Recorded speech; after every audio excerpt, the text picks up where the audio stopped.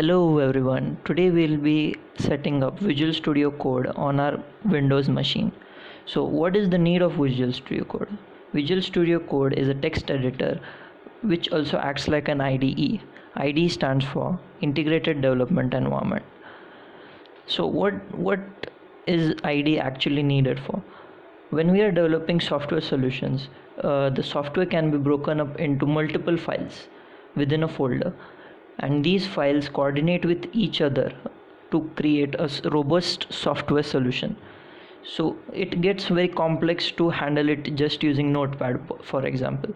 So will be using Visual Studio Code to handle these text or code files. So here, go to your browser and search for Visual Studio Code, then click on the first link,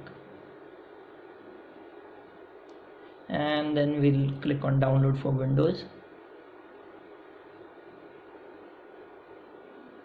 Here I am installing it on my desktop. Save. Once it completes downloading, click on the downloads manager and double click our setup.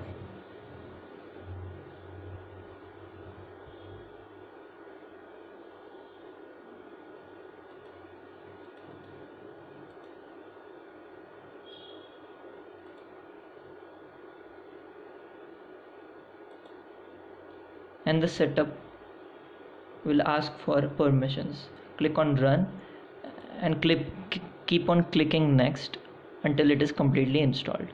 Here I already set up Visual Studio Code in my machine, so there is no need to reinstall it.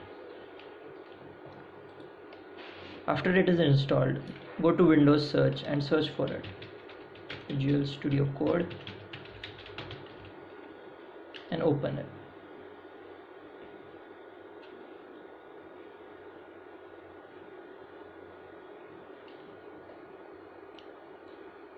Once it is open, we'll see an interface like this.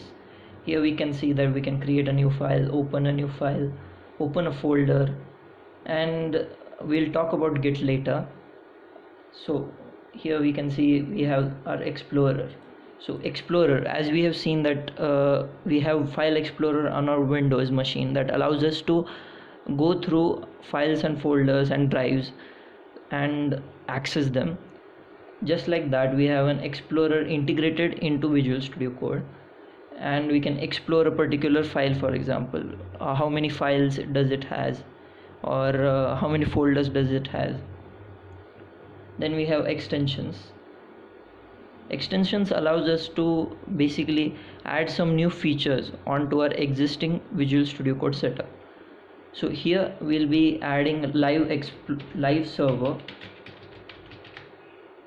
which allows us to run a server on our local machine.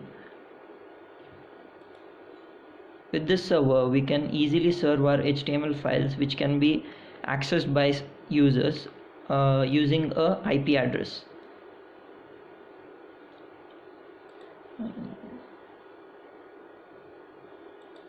Click on install and wait for it to get installed. Once it is installed, we have set up everything we need to start programming in HTML. Now I would like to show you how to open a file, for example. So let's open a file. First we go to file, then open file, then we'll go to desktop, Chess UI, and here we are opening an HTML file called game.html.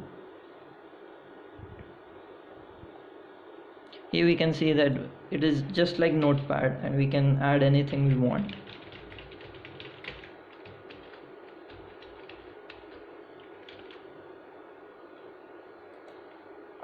After opening a file, I'd like to show you how to open a folder.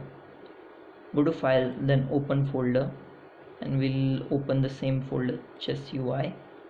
Select folder, don't save.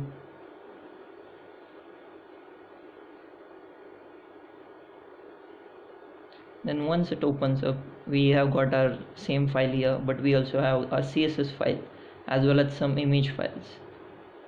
This particular folder contains HTML CSS files for chess user interface, as well as it has got multiple images of pieces that we keep on a chessboard. The reason we downloaded live server was to serve our game.html file and show a chess user interface in the browser. So if we click on go live, it will direct us to a new tab. Then we can click on game.html, and here we can see our chess user interface.